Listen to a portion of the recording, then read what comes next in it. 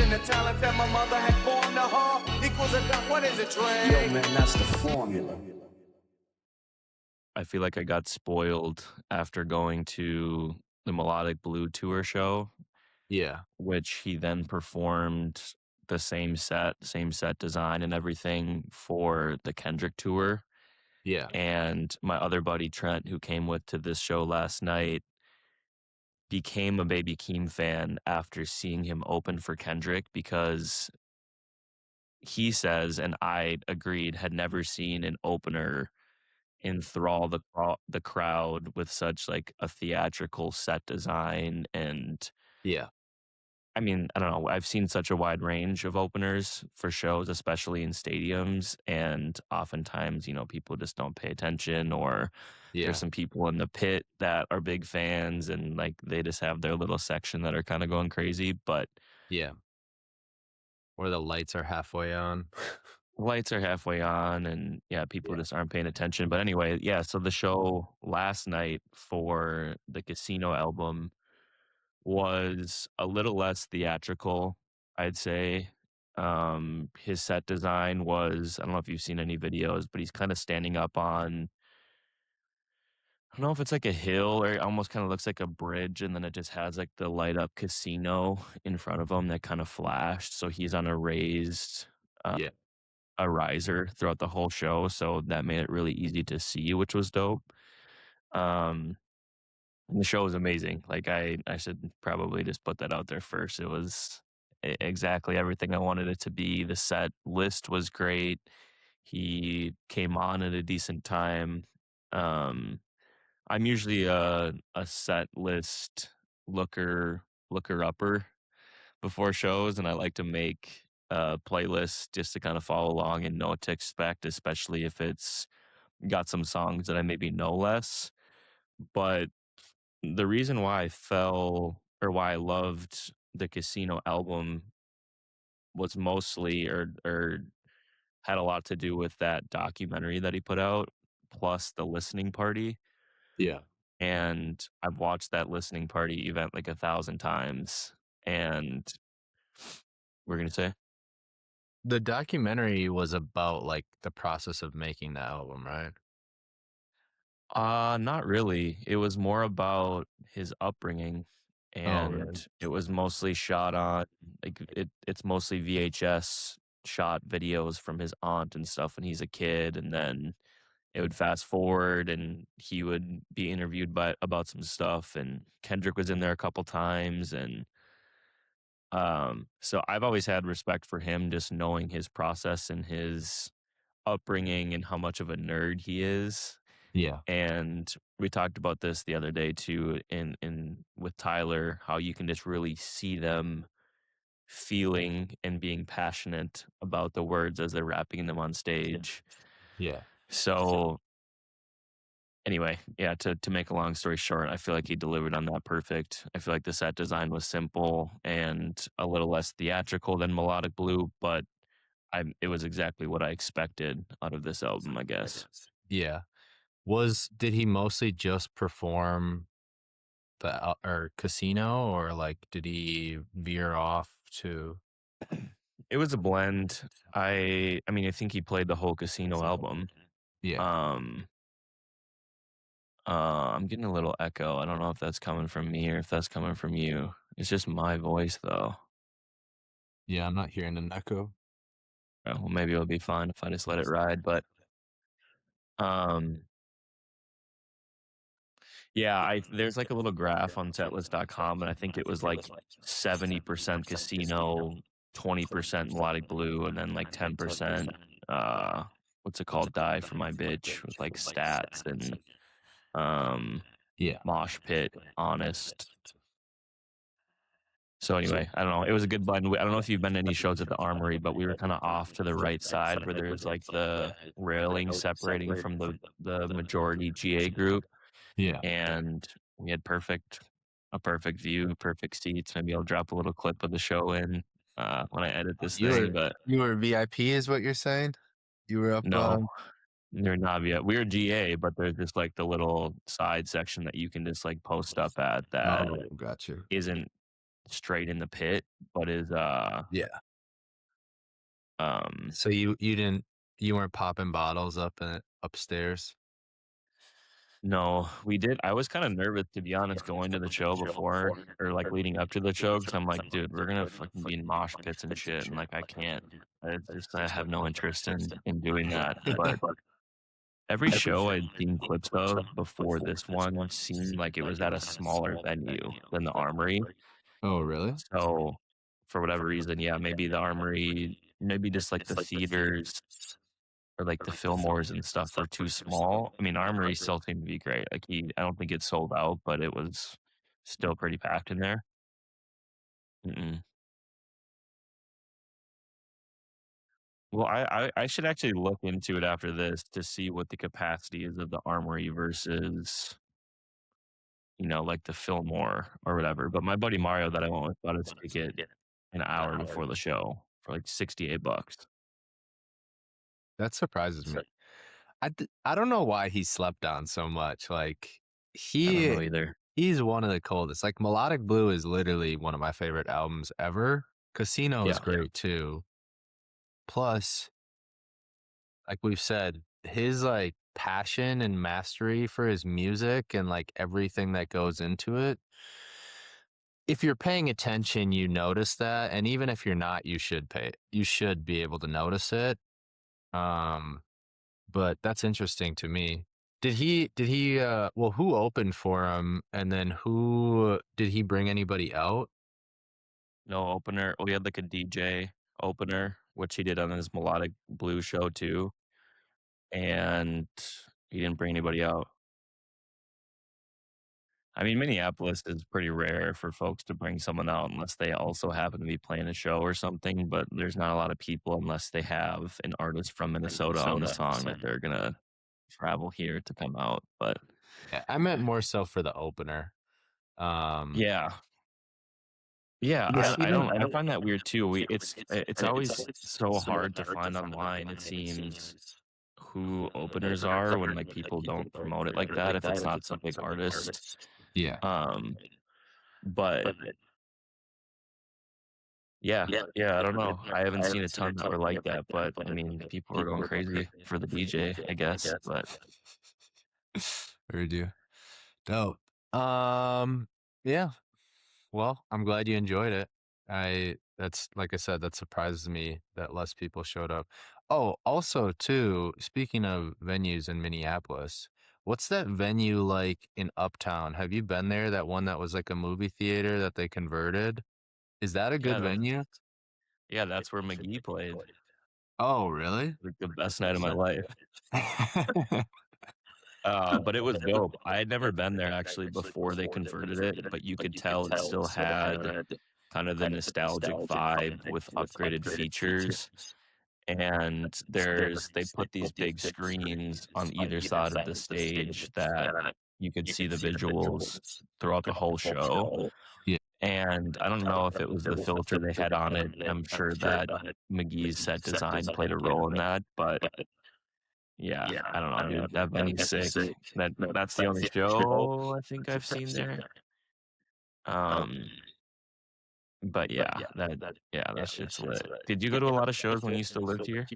Yeah. I once I well, that one was being built when I still lived there. The Armory I went to occasionally. I never was the biggest fan of the Armory just because I thought it was like a weird setup. It depends on how they have the stage set up because like sometimes it's hard to see people there. Even like for the boxing matches, like you kind of have I felt like you kind of had to be in VIP to like see really well. Um Yeah. Especially too because half the people there I with any concert and like event, like people want to get the best view and the best seat. So like I don't know, you're bumping into hella people, especially during the boxing matches. You like if you were on the skinny sides, Yeah. people were like ruthless. And then you got people trying to move or like get to the concessions and stuff like that. So but I went to a lot of smaller events just because like I don't know, for different artists to see what's going on or like whoever's throwing shows too. Um, but yeah. And then I went to the Target Center a lot. Yeah, I feel like yesterday. I mean, I've gotten anxious or I get anxious at times. Like, I don't really have it in me to be like packed into a show unless it's someone I'm like a diehard for. Yeah. We saw Crunman, Caroline and I did. This is probably 6 months ago. What's Crunman? You know them if you heard them. It's like they're mostly like instrumental, and they have Could you sing it for me? a couple collab albums with Leon Bridges, and you know them if you saw 'em. What do you say? I'm telling you, like very minimal of the songs have any words. But I'll send you a couple after this. Like let me even look up like an album cover and you'll recognize it. Yeah. But they're very, very popular and they're very, very popular worldwide and they've been around for a while. And they did a Yeah. tour where they raffled the tickets and um were playing smaller venues. Yeah. So they played at First Ave, but they could easily play Target Center or like one of the stadiums here. Yeah. And we got tickets and I was super stoked about it. And we got to First Ave like decently early and it was packed to the gills. Oh, I remember you telling me about that. So just a bummer because we ended up in a shitty spot. I was with Caroline, who's also pretty anxious when it comes to small spaces, big crowds. Yeah. We didn't really have a good view, and there's like people drunk falling on us and like Yeah. on their drugs probably as well.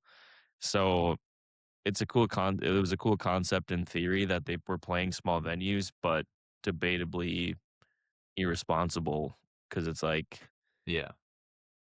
you're playing a smaller venue, but you're selling it to its capacity. There's people on the stairs that didn't even have a view of the stage at all. And Yeah. it's like at that point, just play the Armory or something so that people can maybe be smaller than you can sell out. But Yeah. um, or That's why I've always liked like going to like house music sets or like EDM in general. I think yeah, those people, well, half of them, most people are on drugs, so like they need some more space. But like, I remember going to Rufus the Soul at Lala. mm, That was the most room I've ever had at a concert. Like, I had like a 10-foot circle around me where there was no one, but the whole place was like packed. Like, it went from the stage to like 2 blocks long, but like everybody at those types of shows wants space too and wants to be able to dance and stuff. So I always think that's cool. And obviously, when you get really close to the front, then that's not the case. But like, I was pretty damn close still and had that much space. did I tell you that I'm going to see Rufus Du Sol at the new Mystic amphitheater and sitting dead center front row? He did not, but that's dope. Jesse and Luke and them boys are all fired up because have you heard about that new amphitheater that's getting built in Shakopee, like by the I think you casino? told me about it, but that's like where we went for that what's her name concert? Lauren Hill. Yeah. Yeah, it's the same area, but it's new. It's brand new and it's not open yet. And it's just Was like it Red Rocks esque. It's outside and there's risers and then there's like a small I should preface there's a small like GA section, but then we're the front row yeah. of the first seating section. And that's my like when you guys went was my first. I mean, I know of them. I know some of the songs and stuff, but I don't really go to Yeah. shows like that often. But you guys said that show rocked, and Jesse and Luke were stoked about it, and Yeah. especially at this new venue. So Yeah, I'm you're gonna excited to love check that. it out. I had barely listened to them before that, and it was one of my favorite shows I've ever been to. Really? Yeah, for sure. Also, are they gonna have grape vapes there or whatever? What's that? What are those drinks called that you were buying there last time? Grape apes, grape vapes? When we were there, I was buying grape apes. Yeah, remember That the at the ones you'd bar after? Usually they put them in the Oh, yeah, drawer. yeah, yeah, yeah, inside, yeah, yeah, yeah, okay, I do I do remember that. Yeah, that night was a little fuzzy. I just was telling someone that story, like, she was super late, and for whatever reason, we thought we just needed to crush cocktails to fill the time, so we were, like, just getting 2 at a time, and Yeah, we were that was a blast, though. smashing those Kona waves, and then my favorite part is still Steph in the car on the way home and you being in the front seat. We have like an hour and a half drive, and every 5 minutes, "Just 10 more minutes, 5 more minutes." Don't worry, kids, we're almost there, we're almost there. I feel But that though, like, sometimes, even in general, just being in the back of an Uber, it can get a little spinny non-drinking, and yeah. it's not a good combo, especially if they're speed racing, but I do remember that too, being like, "Yeah, we're almost there, we're almost there." Steph's like, "I could clearly see there was an hour left on the GPS." Hey, So it's all about the mind state. and then she opened the door and instantly just puked in your bushes. That was great. That was good. That was, like, a good, intro to that Maple Grove house. That really Yeah, was get that got me broken in there. I guess I can't remember how long I lived there, but it's such a trip going back there to that house now because I just got new renters that signed for that place, yeah, and when I was going to see it, I I did, like, a couple walkthroughs or whatever before to see if it was kept up by the current renters and in a yeah, condition to be toured. And it's just weird. I don't know, it's, like, weird to live in a space for a few years and then make the memories that you do and then see yeah, them decorate the place completely different. The vibe is entirely different. It's like yeah, I can point out, like, where certain marks on the walls came from and remember times, like, when you guys were visiting, and just to kinda see the transition of it is kind of a eerie yeah, feeling, but yeah. That's, I feel you. I haven't ever had that experience, I guess. Do you miss that house at all? yeah, definitely. I miss the house itself and the space inside. I don't miss the area, really. I think it kind of started becoming a little dark, I think, towards the end days because I started to feel very isolated, which is, like, what I wanted. I appreciated in the early stages getting away from everything and,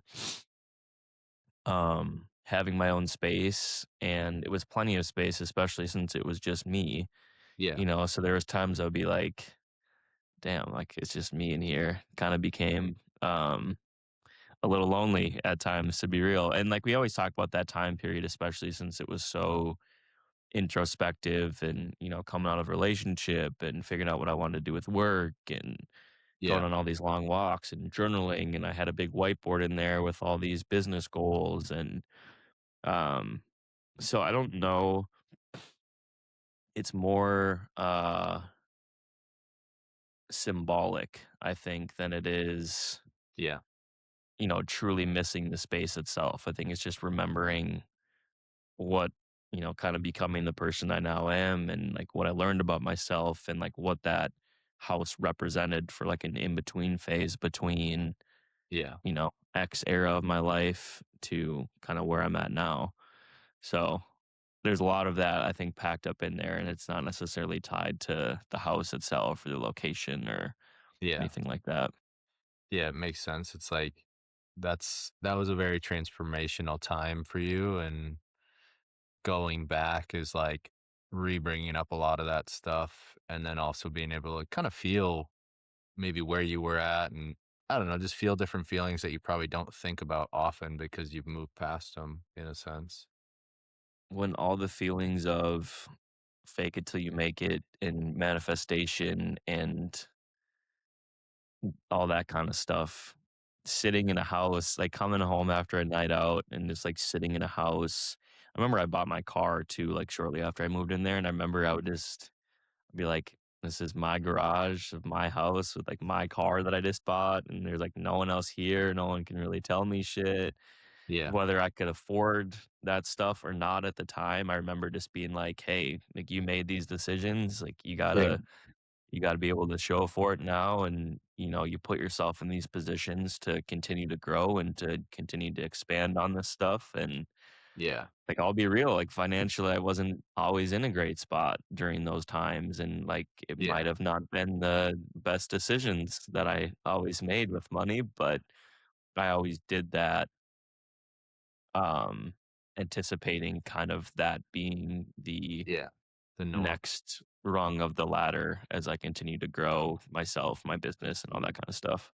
I remember I remember you when you bought the car too. I was like, damn, like either he's up or he's about to be in trouble and figuring it Yeah, out, gonna figure it out. But somewhere in the middle. Somewhere in the middle between the 2. I remember, like, yeah, we don't have to get too detailed about the financial piece, but, like, what I've made on paper versus, like, what I have to show for from student yeah, loans and whatever have piled up and made it, at times, difficult to truly understand yeah, the value of money and the value of the money that I bring in a good sense, though. Like, I always have said, I never feel like I own the money that I make because I'm just so used to it having to go elsewhere. It yeah, has to go to a mortgage, it has to go to a car payment, it has to go to student loans, it has to go to, especially, I think college maybe helps create this mentality too where, you're living off not a lot, yeah, and you can kinda see how thin you can stretch yourself and what your true necessities are, yeah, and I think that's a good mindset to have just about money in general as you get older. I'm gonna always feel like I'm a broke college student to some extent, yeah, and I don't think things change that drastically as I make more money. There's little things I like to change as far as, like, the food I'm eating and, like, sometimes, yeah, um anyway, all the kinda stuff that can level up with that, but I'm not, like, trying to make money so I can buy a bunch of cars or, like, any, uh, like, material things aren't the yeah, goal, I should say. yeah, Whether I could afford that house or that car or not, it was all I don't know, maybe symbolic of a greater purpose. yeah, yeah. That makes sense. S- With being on that note, I know last week was your birthday. What was some of the main things that you were thinking about during that time? And like, we spoke the day before, but on the actual birthday, at least for me, I get pretty introspective. What was kind of going through your head during that time? Yeah, I feel like things were feeling pretty bittersweet this year, to be honest. I was feeling very grateful. We had, just to kind of overview what we did even on that day, we went to Moto E, the ramen parlor, which is probably my favorite restaurant in Minneapolis. Hmm. And we hung with 2 other friends of ours, John and Lou. And Caroline helps with this a lot, helps me kind of feel grateful for the stuff that I have and, um, smell the roses at times in a sense, since she's so Yeah, much more grounded than I am. But she's very good at making me feel loved and being intentional about the stuff that she does to do that. And especially on my birthday, like, I woke up with a big, similar to what you guys had when you guys came to Minneapolis on your birthdays, but a big spread in that arch going into our living room, and a bunch of gifts on the table. And um, waking up like that, having a quiet work day, and then transitioning into a night where we went to Moto I, or Moto E. Um, we went to Berlin, this, like, jazz bar that's downtown that's super cool. hmm, We went to Flora Room, and we went to, I think that's it.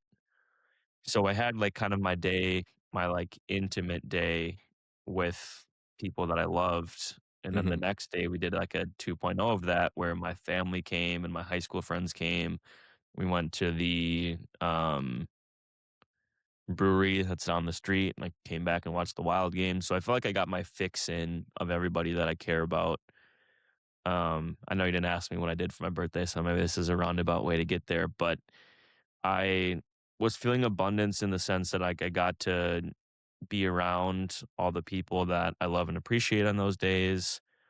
I felt like I am in a good place with like my business and how time is spent there. Like everything was feeling organized throughout that week. So I didn't feel like I was stressed on that day. I didn't feel like I was overworked on that day. I Yeah. started the day with a little workout, which is always kind of a goal, like get some sort of movement in on my birthday. Mhm. I just was feeling like um, a lot of the boxes are kind of being checked. And last week we talked about getting your money's worth in the life that you're living and kind of the life that you pack into your years. Yeah. And I feel like there's always something left, that I want to do. And that's always going to be the case. But I feel like from a foundational perspective, I absolutely love the area that I live in. I love the place that we live in. I have a great partner who treats me well and loves me. My Mhm. family's healthy. Sports leagues are starting, so I'm like happy with that. The weather's getting good. I just feel like, there's ebbs and flows with what's working and what's not. And I feel like it kind of all came together around the week of my birthday. And then kind of even since Mhm. I've been kind of riding a high with everything that's going on. Yeah. So yeah, a roundabout way to say like, yeah, it all just kind of feels like the boxes are being checked and I'm feeling good about where I'm at. Love that. Uh, so basically, it's just kind of even going back to like I was talking about the transformational period. It's like now you're seeing everything come together and you're actually in a place where you can fully start to appreciate it instead of like wanting that next thing a lot more, but like being able to start to value where you're at, see that you get to spend the time with the people you love, and then also all those things that you've been working towards are aligned and working in the direction that you're supposed to be going, and like you're in the middle of it. Yeah, and I think it's starting to get easier to recognize that too. I think that's the big thing about where I'm at is I was saying this to someone the other day, like I feel every single day for maybe the last 10 years is a lot, like maybe 2 or 3 years post college. Hmm. I wake up and I rush through everything I do in the day in order to try to get to the next thing. Yeah. And although there's value in that because I'm getting a lot done in a day and I'm feeling productive and I'm juggling a lot of stuff and whatever, and things are growing and I'm getting better and whatever, I again to like the stopping and smelling the roses piece, that's something that I always struggle with Yeah. and is something I'm trying to prioritize Hmm. more and more this year. So like I got a massage on my birthday. Like Yeah. it's so hard for me to prioritize anything that's self-care related or slow or not contributing to me getting more physically fit or creating opportunity to make more money or Yeah. something that's just for me and you know especially building a business around a service that isn't the sexiest. I can spend hours and hours every day in these like technical rabbit holes and drafting emails, talking to clients to try to come off good. And there's always going to be unlimited opportunity to do stuff like that. And there's always going to be opportunity to, get new clients and sell new clients and get more and more healthy. But it's just finding opportunities to put that shit lower down the priority list so that I can prioritize myself and my relationship and my future family and keeping the house clean and Yeah. stuff that matters in this moment more so than what I'm building up to. I Yeah. think that's kind of what 29 is for me is, stop chasing the clock and figure out what's a necessity to get done and what can get pushed to later in the week so that I can, have a date night with Caroline or go on a walk around the lake or you Yeah. know, whatever little things that can help me slow down and be in the moment a bit more. Yeah. That makes sense. It it's basically transitioning, like you said, from just going to the next task constantly. And like I think this is something that I've definitely felt a lot of, where it's like you start the day and then you're trying to get all these things done, and then you get home and it's you cook, you eat dinner and you go to bed, and you never really stop to enjoy any moment throughout the day.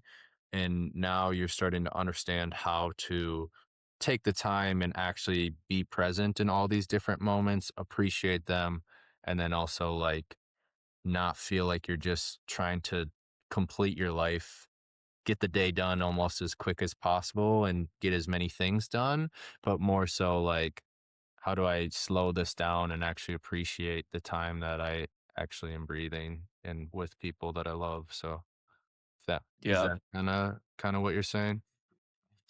Yeah, well, it's spot on. And I think it's just a matter of actually implementing it. That's the theme that we Yeah. constantly talk about, right? Is it's easy to recognize that as being important, but it's a whole nother thing Yeah. to actually implement it into your life.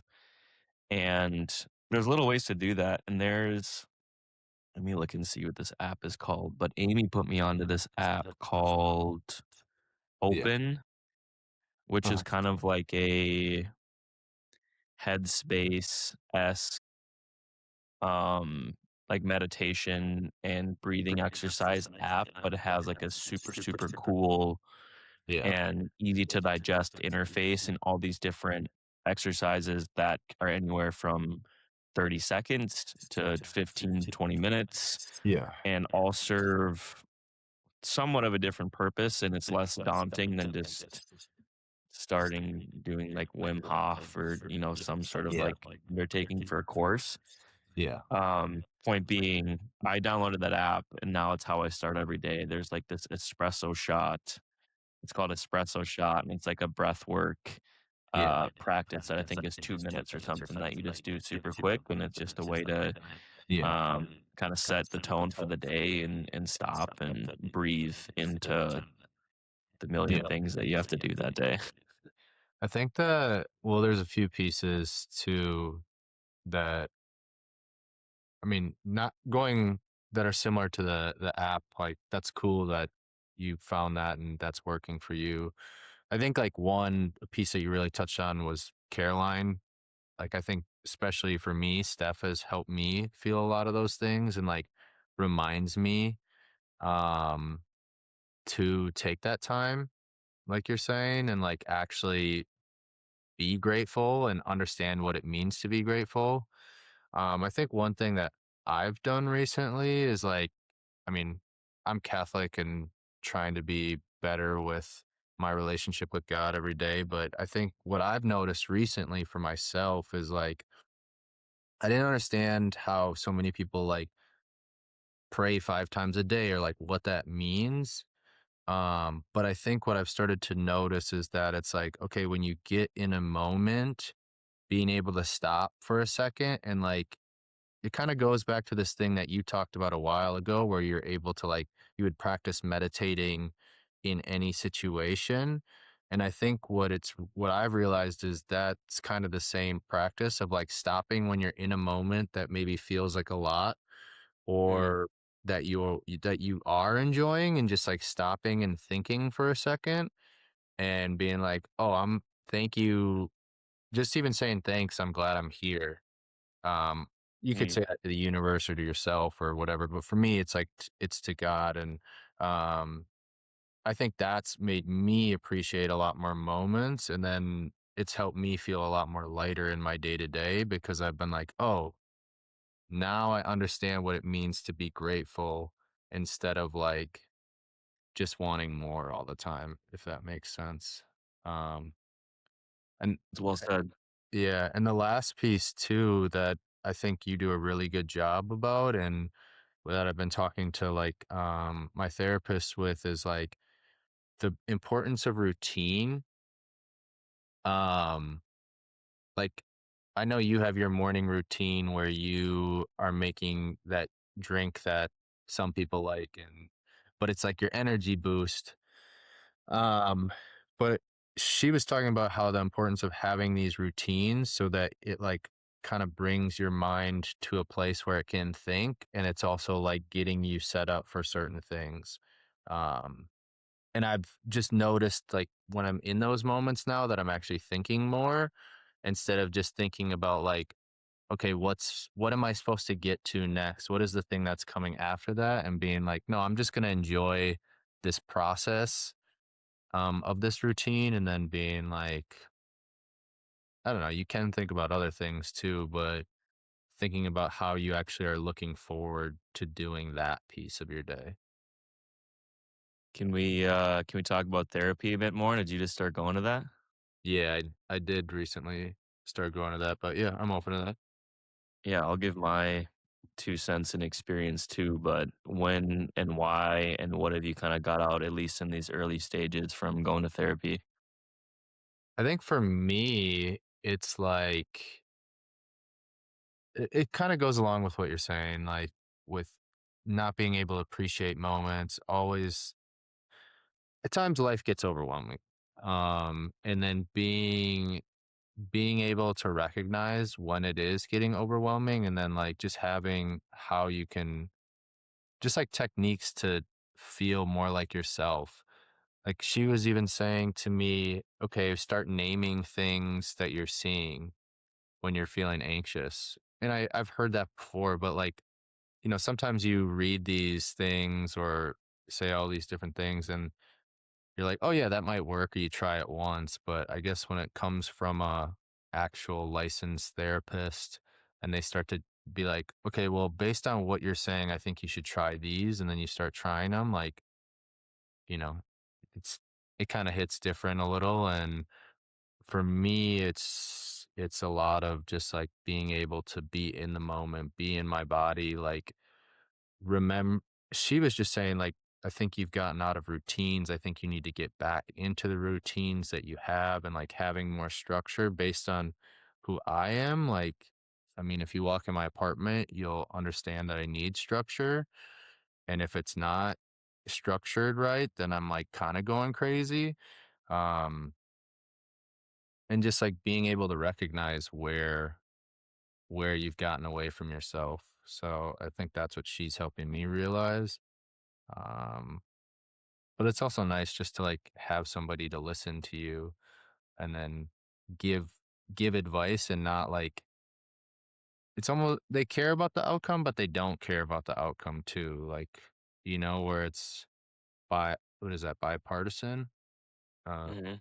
Probably said that wrong, but just like somebody that really has no attachment to the end game. Because I'm gonna be honest, I said it in the times that I've gone to her, like, yeah, my girlfriend's told me to try this, and like there was like 5 different things that Steph had told me to try, and I believe her, but also too, it's hard to take that from somebody that you love or whatever. So I guess for me, it's also changing my mindset of like, okay, not everything's an attack, or, whatever you're feeling from the people you love. Um, they do care about you. And also thinking on the other side, like, okay, when I'm telling Steph something, like that is coming from a place of love, not a place of like anger or whatever, the thing might be. So I think it's just making me realize and open myself up more to like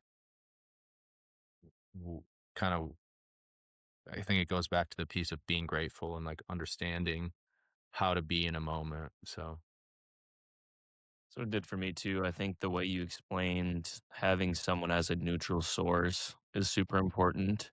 yeah, And even when we did our sort of introductory episodes, we talked about who we were in our younger years and who we yeah, believed ourselves to be, and how we envision ourselves with all of the new stimuli and experiences in our lives, and how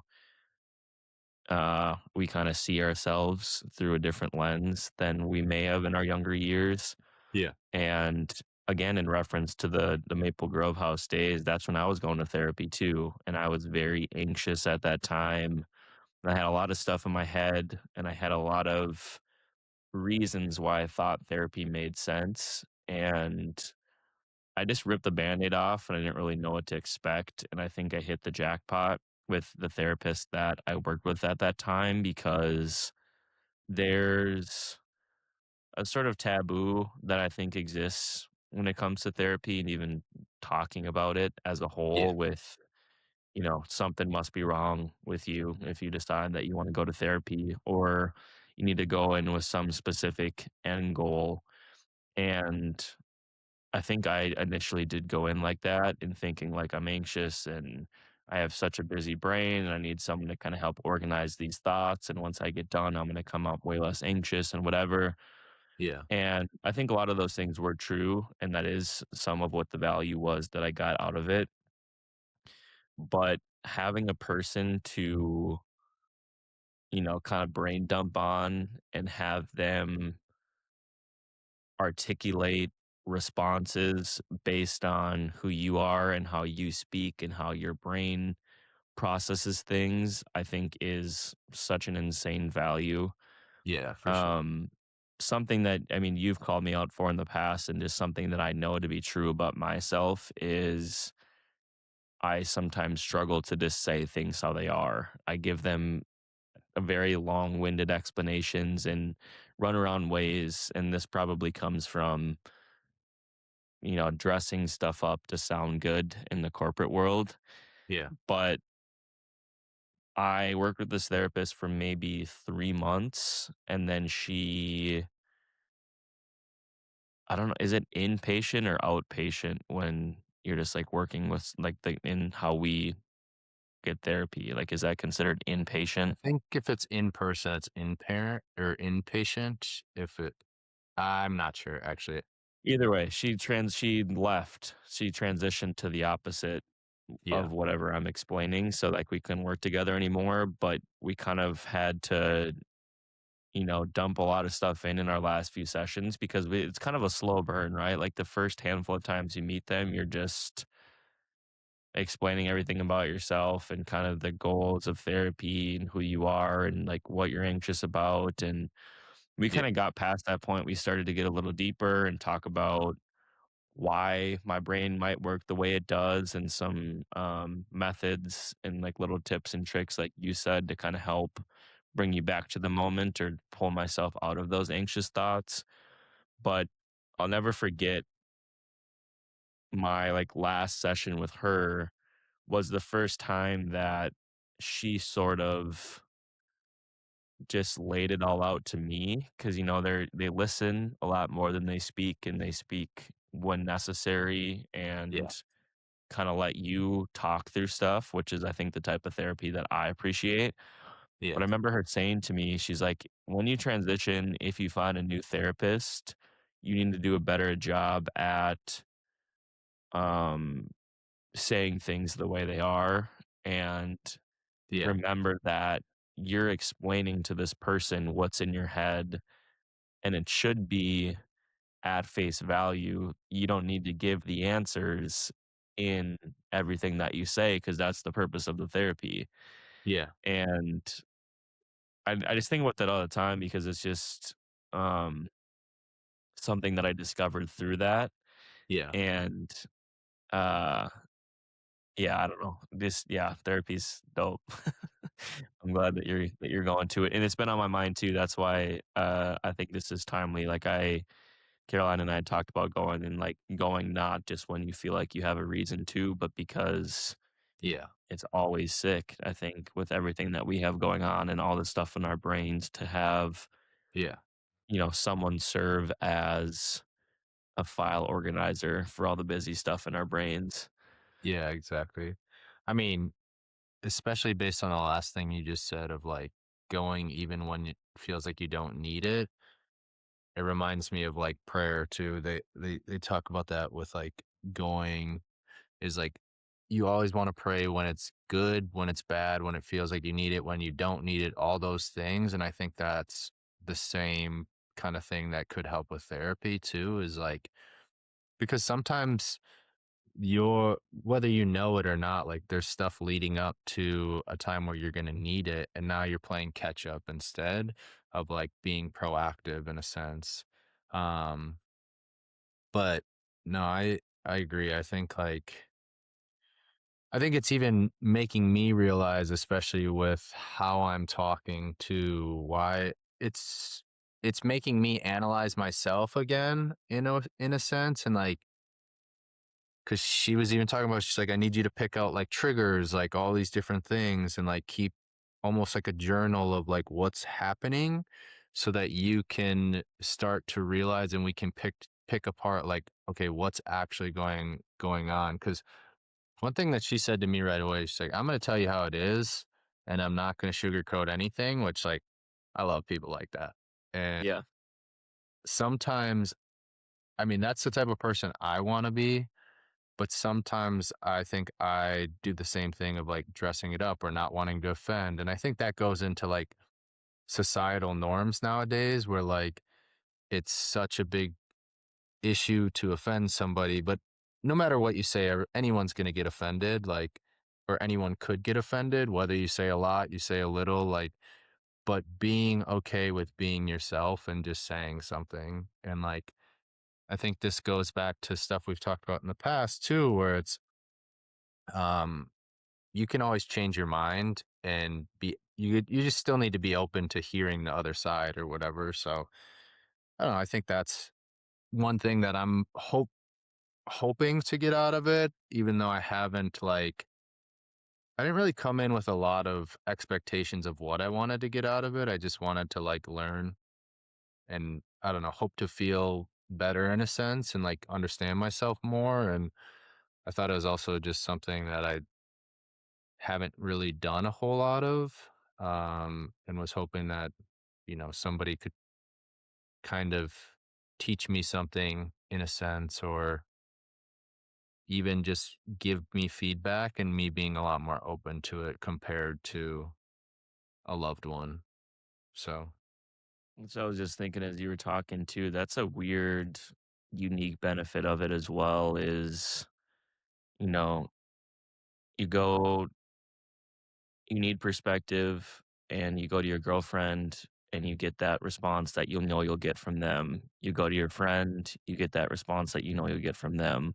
You yeah. go to a parent, you get that response that you know you'll get from them. There's, a handful of response types that you can get, and there's not a neutral devil's advocate ever. There's always someone giving response with some sort of bias, whether good or bad. Yeah. I think that's something that's important is for everyone to have a person who can challenge, whether it's with business stuff, whether it's just with random thoughts or anxieties. It's Yeah. someone that can be neutral and can look at stuff from a bird's eye view and take what you say at face value without thinking about how it impacts them or how they know you to react to certain things and what they know that you could maybe do to pull yourself out of that. Um, so yeah, it's I think something everyone should consider. Um, can you talk about your process in finding a therapist? Like, how did you start searching? Do you go see them in person? Is it virtual? Like, how did Yeah. you actually get going on that?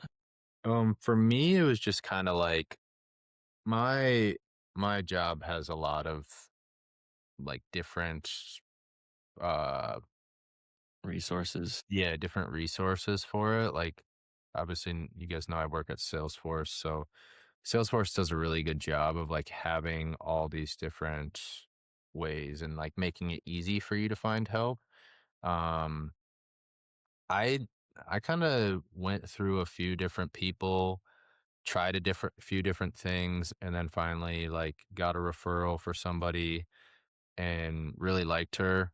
I think it helped that she's kind of has a similar background. She's from Wisconsin, like lives in the city now, probably understands what it's like to make some of the decisions that I made. Um, Just real quick, when you said you went through different people, like, did you actually meet them and stuff, or you just kind of went through and this is the person you ended up picking up? Oh, yeah, I went through like my primary care and like I just kept doing online visits until I found the people that were right for me. I think like so many people just stick with the first person they get. And I think with stuff like this, especially when it's focused on yourself, like even when it comes to like medication and whatever you need help with in the healthcare system, like you're your biggest advocate. And you need to find the people that are right for you. And I learned that through Steph. Like Steph, her mom is in the healthcare industry, like on the business side of it. And Steph understands, you know, a lot of times that like they they're trying to give you their best, but sometimes they can't always give you their best. And sometimes it's just not a good fit for you. And you need people to explain things the way that makes sense to you. So for me, that's kind of why I did it like that. Just kept trying and trying until I found people that were a good fit for me. And like I said, with my work, there was so many apps and different places that I could try it that I found the right people for me. And the person that you see now, you do go see in person? No, it's online right now. It is online? Yeah. I when I used to go, it was in heavy COVID times, so, like, everything was online anyway, Yeah.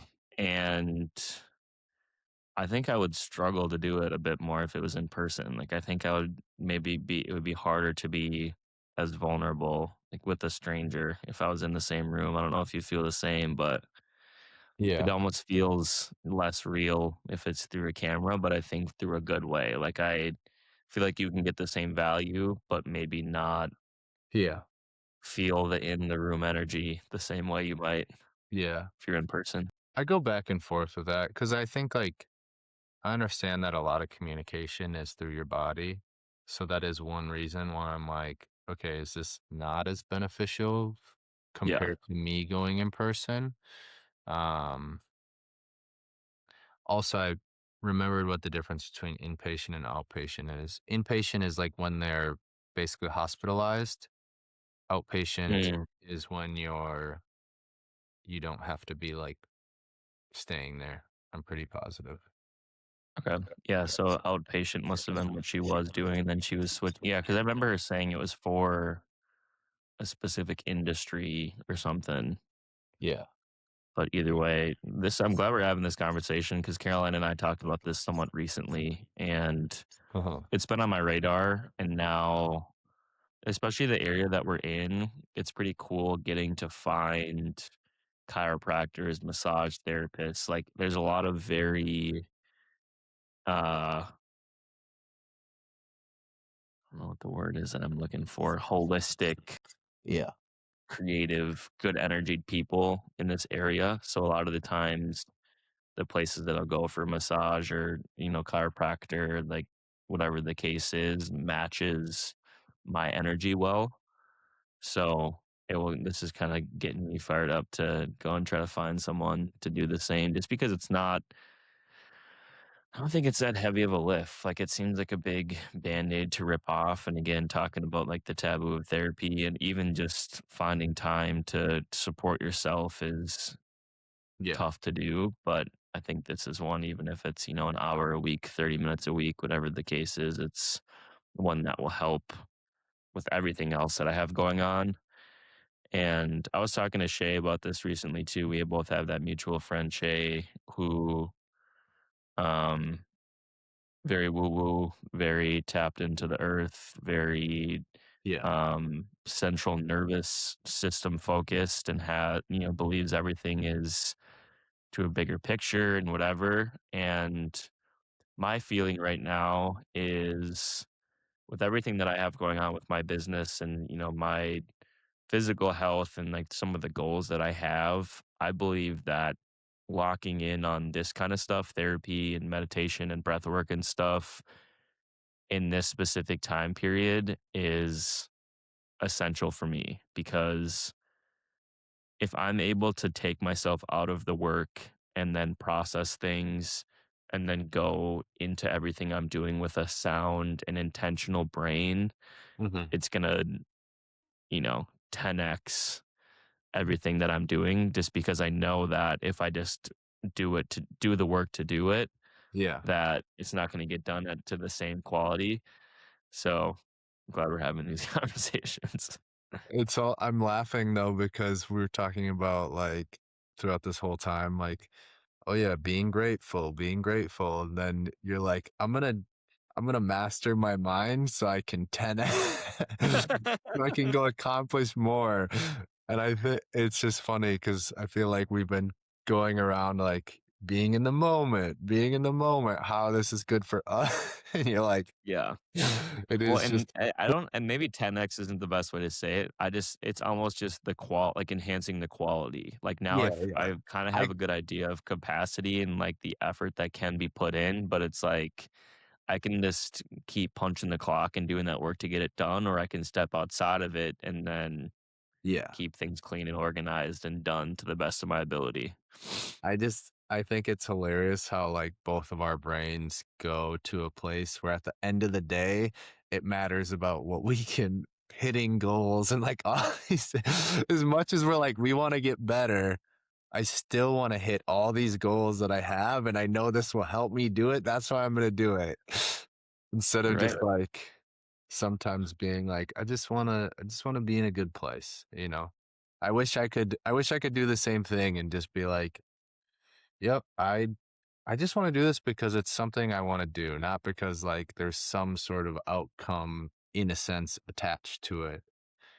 Well, Whether it's I think that's always going to be the case. It's just about building a healthy relationship with that and not being crazy about it, not feeling like it has to be done, but having it be something that we are happy to have the time to do. yeah, yeah, yeah. No, I get you. Just on like a high level though, in editing back the last podcast, we got into some deeper topics and talking about therapy and stuff today, but I was curious just on your 2 cents. I know in the early episodes, very businessy, or like bringing very businessy people on. I feel like it's inevitable that our conversations become a bit more casual and we talk about topics like concerts and Yeah. whatever else the case is. What do you feel about the blend that we've kind of had? Do you feel like we're getting away from the stuff you want to be talking about? Do you like the blend of the stuff that we're talking about? How do you feel flow wise and specifically in relating to topics you think Yeah. we're at in these recent episodes?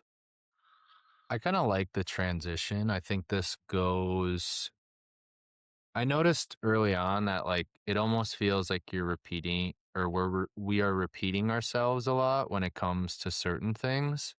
Um and I think this goes to how I've looked at even like reading in general now. Like I think life tells stories a lot better than just like focusing on topics.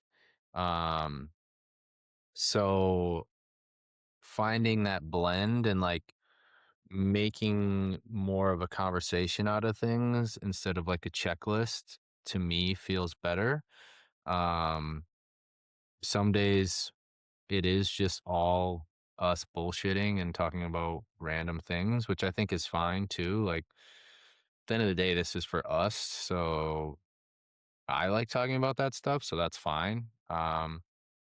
But no, I like where it's going.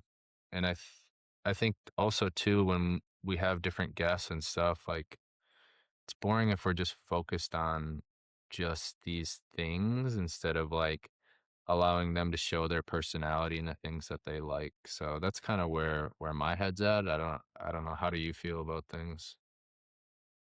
Yeah, I totally agree. And I can relate in the sense of feeling in the early episodes like we're trying to hammer points home, or we feel like we have this value and good things come from the conversations that we have. And although it is selfish, we're like, okay, there's good stuff that maybe other people could pull from this. But I don't think that that's ever going to come across if we're trying to hammer points home. And Yeah. yeah, we do a lot of this stuff and we've got good routines and goals and whatever. Like, I think if you've listened to a few episodes of this, people will get that point. But especially if we're going to continue to do it every week or at least attempt to, I think it's inevitable that there's ebbs and flows in how Yeah. these come across and the topics that we discuss and how serious versus non-serious they are. I think that the more and more they go on, the more casual they start to feel. And Yeah. I think the goal should be for good stuff to gradually come out of them throughout 10, 20, 30 episodes rather than really trying to pack the best episode in that we can. Hmm. I mean, we've promoted them like a very small amount. I mean, I've literally just posted a couple on Instagram, and some of those have gotten good views. And I have handful of people that have mentioned watching them to me now. So Yeah. there's a precedent that's a bit set, at least knowing that people are watching it. But I'm not really trying to think of it that way. I want to keep the effort level in preparation, in the edit, in the put out of all of it lower on the list than us just getting on here and hitting record. Yeah. There, of course, is some vulnerability in the product and it maybe not being as good as it maybe could, but I always just try to remind myself that that wasn't the goal of this in the first place. Yeah. And I just really don't have the time to prioritize that even if I wanted to, and I think, again, those things are gonna continue to improve, but I feel like I like where it's at. I like the conversations, and that was my 2 cents on it too. When I was editing the last one, I was like, "You had some zany questions." We talked about the pigeon being a government official thing, which I didn't have any sort of response for really, but it's good to have a blend of, uh just shooting the shit and talking about serious Yeah. business goals, life changing, whatever. Especially just to kind of keep us ourselves. I think, Yeah. yeah, I don't know. It's inevitable if we're going to talk every week that uh, there's not always going to be super big takeaways on things, but I like being able to just chop it up, and I enjoyed editing that last episode just to see us be a little less serious. Yeah. Well, good. I'm glad. I like I like it too. So good things, right? Did you ever go to Art-A-Whirl when you lived in Minneapolis? I think I walked through it one time, but that's like the big one that happens in Uptown, right? In Northeast, but yeah, just Maybe. like Northeast wide, it's like Earl Giles is where the big stretch is, and by where Oh yeah, yeah, Indeed yeah. Brewing is. Yeah, I've done that before. That was this past weekend, and every year these friends of ours or a big group of our high school friends plan Northeast Bar Crawl, and it happened to fall on the same day as Art-A-Whirl. So this past Saturday, we started, Caroline and I, we went to Jack's Cafe, which I don't know if you've ever been there, but it's a No. legendary cafe from the Prohibition days in Northeast Minneapolis. They've got a trout stream that you can net your own trout and they'll clean it and cook it up for you on the spot. Damn. But we started at Jack's Cafe, and then the friends were doing the crawl kind of at the same time that Art-A-Whirl started. So we uh, started at the first spot of the crawl, went to Art-A-Whirl, um, went back to the crawl, and then went back to Art-A-Whirl. And Broke people's I pieces have at like a. Art-A-World. You said what? You were hammered and broke people's pieces at Art-A-World. No, I actually didn't get.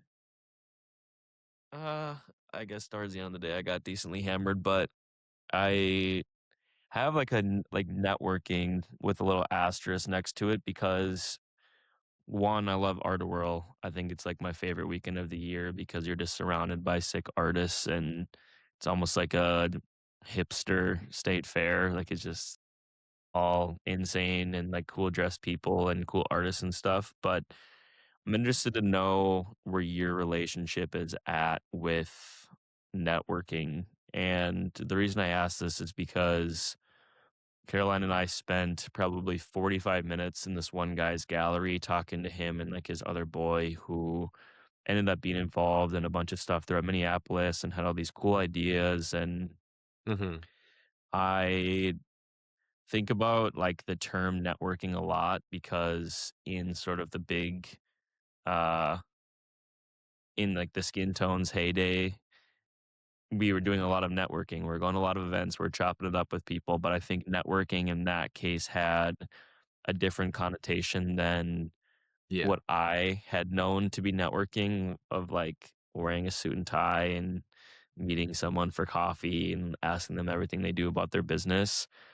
But from this past weekend, I feel like I kind of have uh charge again to link with people that are doing similar stuff and see what they got going on and just bounce ideas off people and stuff. But Yeah. what's your relationship like in this stage with where you're at in your career? Are you trying to sit down and like have conversations with people? Are you kind of staying in your own lane and don't see as much value in it right now? Or what's your relationship like with it? Yeah, I think I look at it a lot differently than like what it was at that time. For me now, it's just like I think Steph and I are in a lot better place of like wanting to go out and meet people. And I think now she's a lot more comfortable with it. Like I've always done it. And I think she's always done it, but she didn't understand that she was doing it because she's like a friendly person. Um, but I think nowadays she kind of she gets like how I do it and I understand how she does it and now she understands when she's doing it. But I think it's changed from like going back to having an outcome of like, all right, let's meet somebody so like I can make money off them or like, whatever that thing is. Nowadays, I look at networking as me just being a person that I'm like at an event. Like, I want to go to cool events and I want to meet other cool people that like the same things as me. And probably if they like something that I like, there's probably something else we like that's similar too. Um, and I think I've met cool people from doing that. And now it's not like the expectation of trying to get something out of it like it used to be. And I think when I meet people where it is more focused on that, I don't appreciate it as much. Like I met this one guy. I think I was actually with you. We were at Uniqlo and this guy started talking to me and then he like hit me up. And it was clearly like he has a business. He told me he had a business and then he's basically trying to figure out ways to make money off of me or like get me to buy his thing. And like people see right through that. I mean, now being on the other side of it, I see right through that. So, um, nowadays it's just like, yeah, I want to go to cool stuff and I want to meet cool people. And I think that's what networking is to me nowadays. I'm still open to basically having sittings down, having coffee and interviewing somebody, but like first we need to catch a vibe, like to even want to do that. So I And I don't know. think How that about you? version comes with being less thirsty for that business partnership or outcome like you talked about. Yeah. Um, I mean, I get it. I feel like I've been in that place and maybe not where I was trying to sell a business or whatever, but I remember my first kind of introduction to networking was when I was trying to get an internship. And I reached out to a lot of people and I sat down with a lot of people. Again, very outcome based for me. I was hoping from that conversation that they had an internship at their company. They knew someone who had an internship at their company. Yeah. Um, but then, like, kind of the next iteration from that, I was like, okay, I still kept the conversations natural enough and left them open ended enough. Yeah. They maybe didn't know my outcome as much, but I just wanted to pick their brains about who they are and what they do and hopefully impress them and have that lead to something else. Yeah. But the version that you're talking about where you're just meeting cool people who have similar views and learning how to catch a vibe with someone and building the relationship without the expectation, Yeah. I think becomes more and more fun the more and more we build ourselves and our businesses up because even if it's not something that makes sense, like you can appreciate what someone else is working on and have some sort of commonalities with Yeah. the conversations that you have. And I think just coming across naturally in saying, here's what I do. Yeah. If there's ever something you need in that, let me know. But I'm just interested in what you do and like think that that stuff's Yeah. dope and would love an opportunity to work together, but not force it. And that's just came like a few times. There's just a few things that have popped up with people that I've ran into or people that I've met in the last few weeks that I've sat down with or plan to sit down with that even if it doesn't have anything to do with us working together, if nothing else, it kind of fires me up to get on my, Yeah. get back on my shit with Yeah. building up the brand more for Visible or like whatever the case is. Yeah. So I don't know. I just was interested if you still kind of feel like that or what your experiences have been. And I remember that guy from Uniqlo too. It's always hard to suss out in those early stages, like if they truly are just like dope people that you can chop it up with, or if there's an ulterior Yeah. motive. Like well, not to speak on that, but I get what you're saying too. Like it definitely, I think that's what those conversations are good for. And like, that's the outcomes that I'm looking for is for like someone to inspire me more to do something or to make me remember something or make me think a different way. Because I think nowadays so many people try to go to social media for those things and like that you're only getting fed what you are looking for on social media. And I think the art of conversation and like speaking with people is to allow you to start to think in a different way.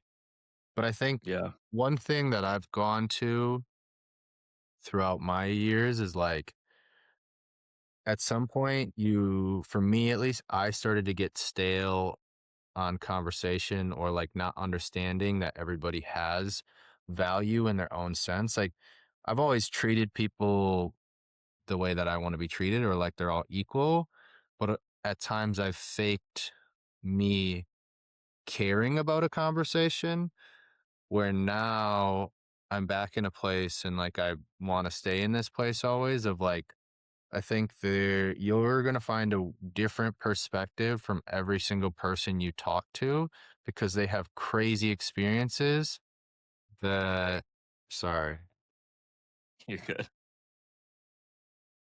they have crazy experiences that you've never had. Like, to give you an example of what made me even really think about this deeply the other day is I was at this thing called Mayfest in Chicago, and the guy on stage stops the whole concert before the last song that he sings, and he's like, I just want to give a shout out to my family. Like, my some of my nieces and nephews are here, and I started playing at this show like 20 years ago when I moved here, and I lived a block away, and my brother would come to all my shows and there was a time where I was gonna give up on music and just stop playing, and he told me that I could never give up on it, like, to always do it. This is something I love and blah, blah, blah, and and then he goes to say, like, my brother passed away this last year.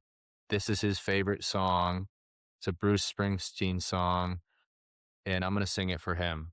And then that made me look at every person in there and be like, "Okay, I could have some idea of who you are based on what you look like and like how you're acting and stuff, but I really have no idea what's going on in your life."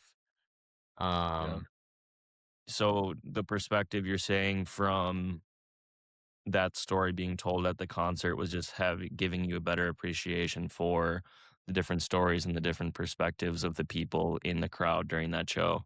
yeah, exactly. Like it, yeah, I just stopped and like, I think this is terrible of me, but I think a lot of people do it is like you walk through a crowd and you start to make assumptions and like a guy, you're like, I don't know, when you're with especially your woman or even by yourself, you're like making sure you're still in a protective state of some capacity. And then like I said, you make assumptions about people based on how they're acting. And then that made me stop and be like, oh my gosh, like I have no idea what this person's going through, you know, what this person's actually like, what their story's like, why they may be doing what they're doing. And you start to appreciate things more. And I th- I don't know, I've noticed that even like when I'm at Salesforce and I'm talking to um the guy that's like the custodian of the place, he's probably my favorite person to talk to in the office because this guy is enthralled about life. Like you say, "Hi, how you doing, Tommy?" He's like, "Oh, it's a great day." That's the first thing he starts with all the time. And like for somebody or at times, you know, you're going through the corporate world and you're like, "Oh, I'm just this today sucks." And then you talk to this guy and you're like, "Damn, he's having a great day and I want to be more like that." And then you start to learn about their experiences and why they're like that, and you know, I it's just cool. So On the concert example too, I think that might be why I like, or it's one of the reasons why I like concerts as much as I do. And I always appreciate when the artist will stop and say, just want to say thanks. Everyone look around and look at the people that are next to you. Everyone is, spent money, drove here today, all to experience this one thing together. yeah, And like you said, it's a zillion different people in that crowd with all different experiences and different personalities and different goals in life and whatever. But you're all experiencing that same thing at once. hmm, And easier said than done sometimes, like you said, and just recognizing the different perspectives and the experience that people have. yeah, But I think something that's important and something that kind of puts a bow on what we're talking about of yeah, being grateful and appreciating, you know, moments throughout the day and the experiences that we have and trying to stay a bit more grounded than sometimes we allow ourselves to be. for So, sure. but Well, I agree. Anything else you wanted to cover? I know we're close to the end here. yeah, no, we can wrap it up. I got a handful of other topics here, but none that won't send us down another rabbit hole. But I think we did a good job at kind of keeping this one somewhat thematic. And I appreciate the flexibility with getting these scheduled. It's kind of tough with all the sports leagues kicking off and trying to still get workouts in and stuff and live in some sort of a life. But an hour taken out of a day shouldn't be that much work. So thanks for working Sure, with me on it. for sure. Yeah. Well, I appreciate you talking about your experiences too today. I know we are talking about topics that are kind of near and dear to us. So, uh, yeah, it was cool. Likewise, man. But if nothing else, yeah, we can wrap it up and I'll see you for episode 25. Damn, 25. Only Crazy. 75 more for the 100 piece. All right. Well, All right, appreciate brother. you, and we'll talk soon. Sounds good. See ya.